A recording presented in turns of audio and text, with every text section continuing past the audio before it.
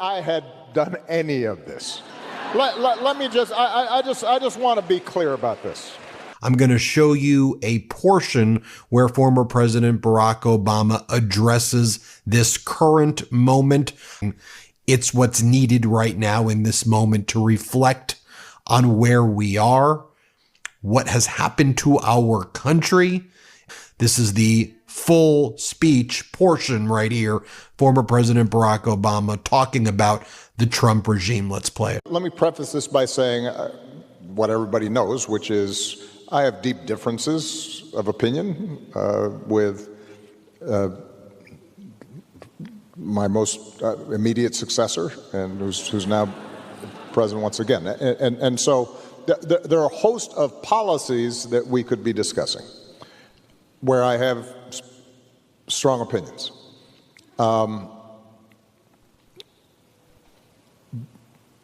But at least for most of my lifetime, let's say the post-World War II era, there was a broad consensus between Democrats, Republicans, conservatives, liberals, around a certain set of rules where we settle our differences.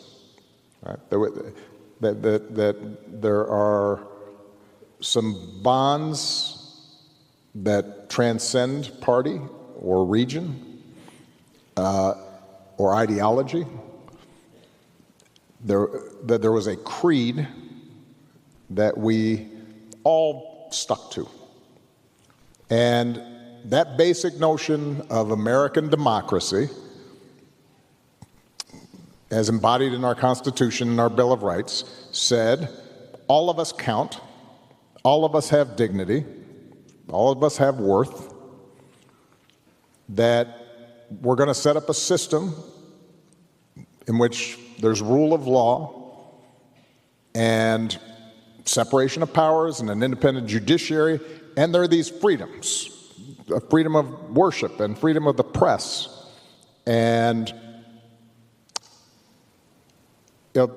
an assurance that if we go before the law, that there will be an impartial process to make decisions. And we all stuck to that, more or less. It doesn't mean there weren't corrupt politicians. It didn't mean that there wasn't abuse of power in society itself. Obviously, there were vast differences in terms of access and influence and having a megaphone. But we all said, even though that ideal wasn't always observed, that was the right ideal to have.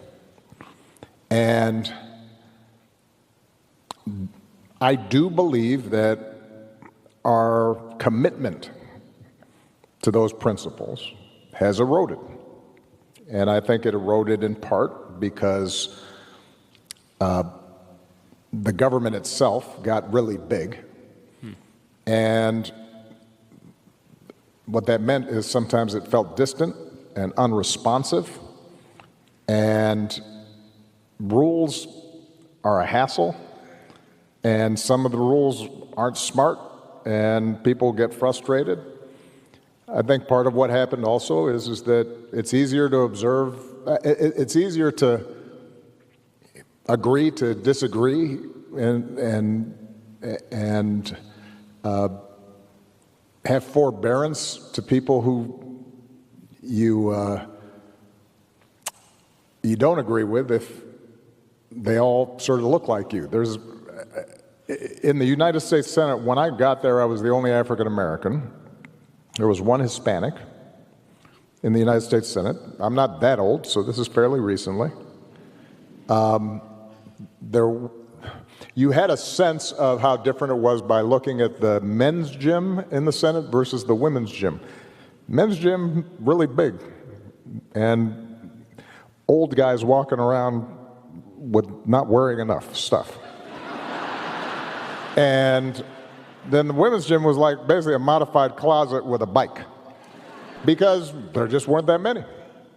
And so during that period of our history, I think there was a general sense of, well, if I'm a Dixiecrat, Southern Democrat, if I'm a Republican from up north, if I'm,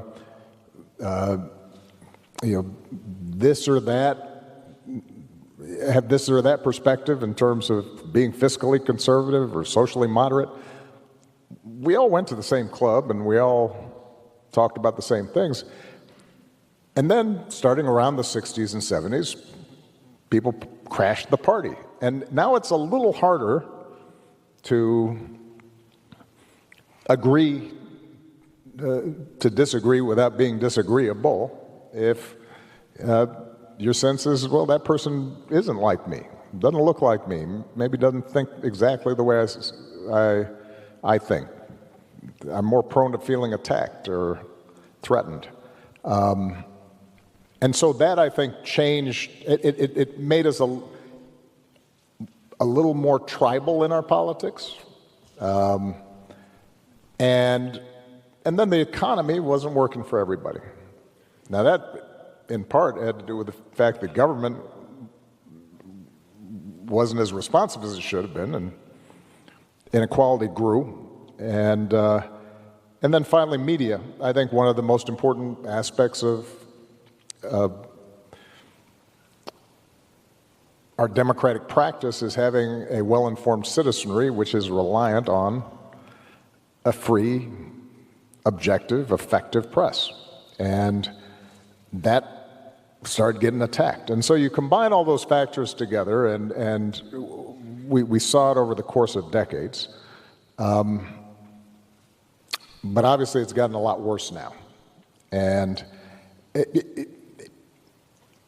when I watch some of what's going on now, it does not, look, I don't think what we just witnessed in terms of economic policy and tariffs is going to be good for America, but that's a specific policy.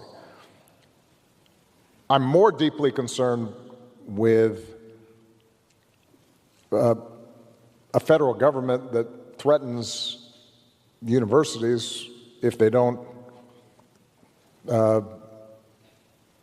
give up students who are exercising their right to free speech. I am more troubled.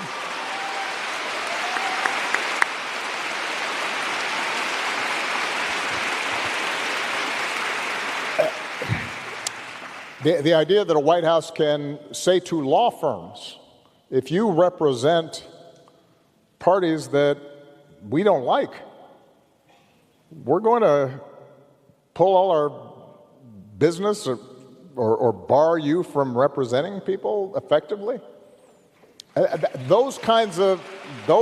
kind of behavior is contrary to the basic compact we have as Americans. Imagine if I had done any of this. Let me just, I just want to be clear about this. Imagine that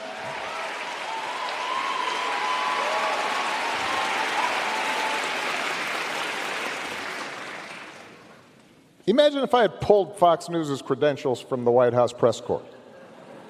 You're laughing, but no, this is what's happening.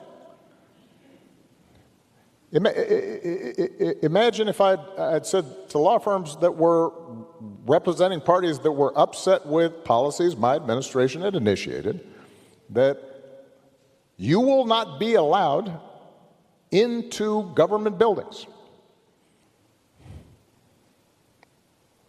We will punish you economically for dissenting from the Affordable Care Act or the Iran deal. We will ferret out students who protest against my policies.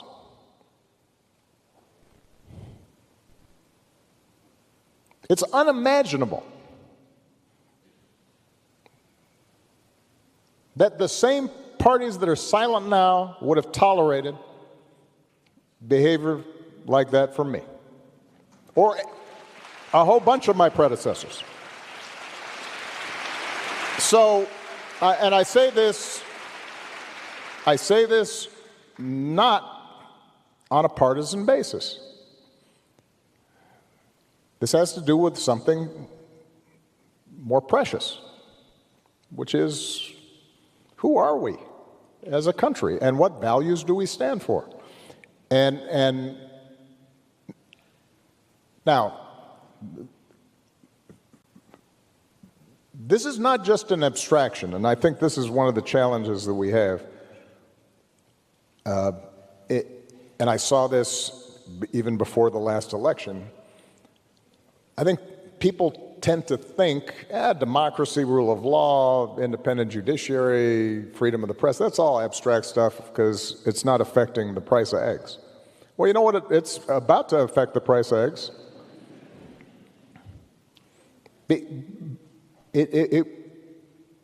One of the things that has distinguished us in the past has been this basic idea that we are a rules-based society. What that means is that, you know what, I can support one candidate instead of another, and I don't have to worry that the police are going to come harass me or my customers.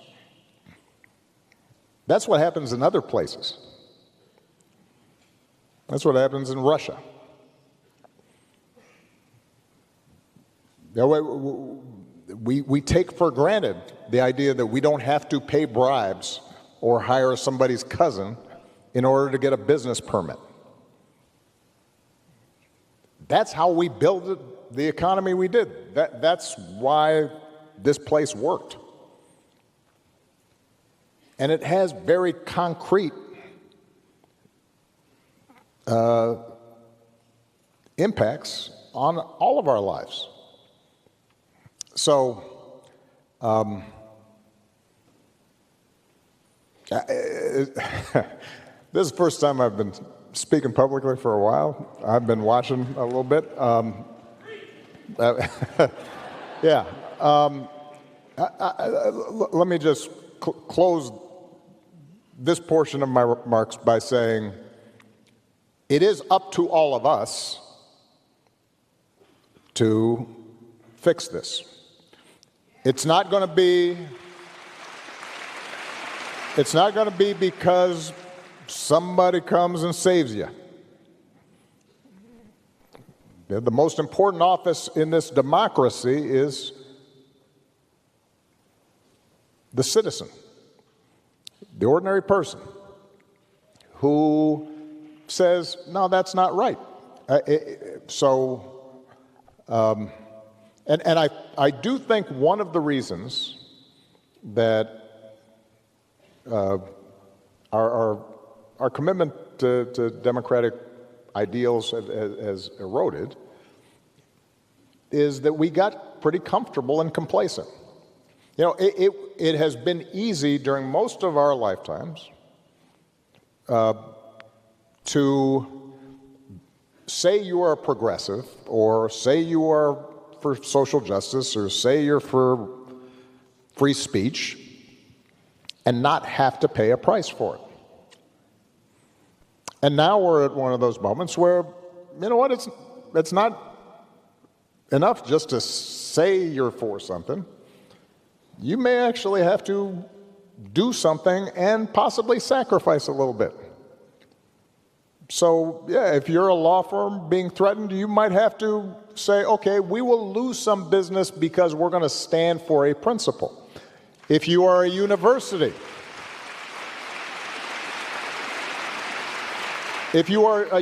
you may have to say, figure out, are we in fact doing things right?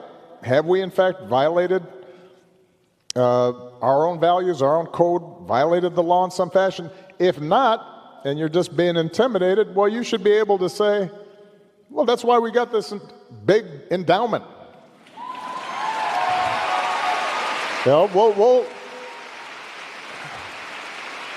We'll stand up for what we believe in, and then we'll pay our researchers for a while out of that endowment, and we'll give up the extra wing or the fancy gymnasium that yeah, we can delay that for a couple of years because, you know, academic freedom might be a little more important.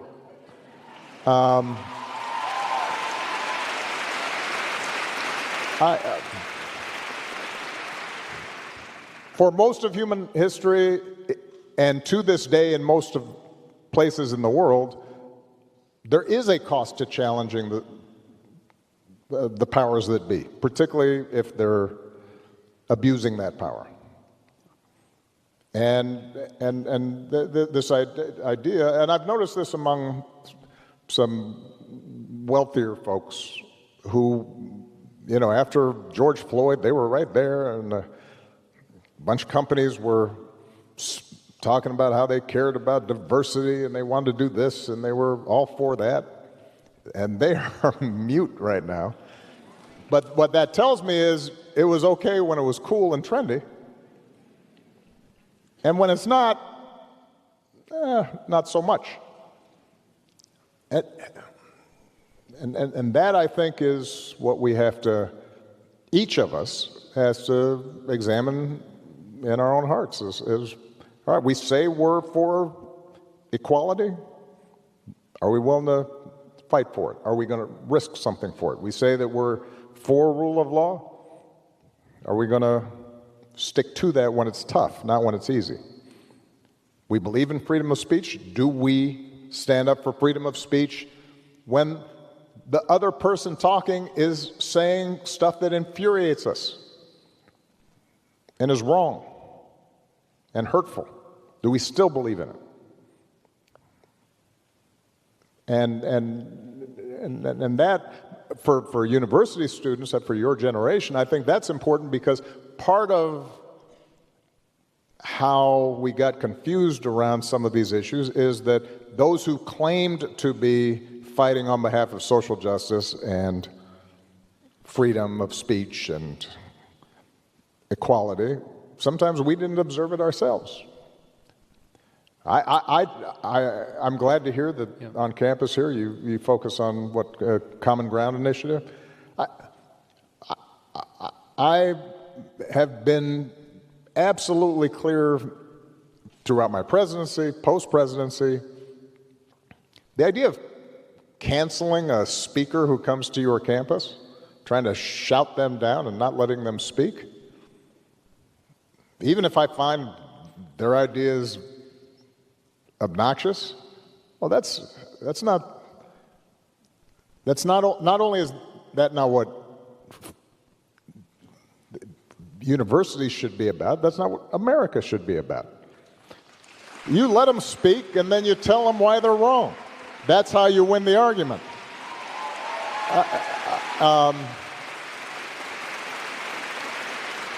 You know, the sort of the delicacy of sensibilities in classrooms. Michelle and I talk about this all the time. Let me tell you, you will deal with people in the world who don't like you and say mean things about you. You better get used to it.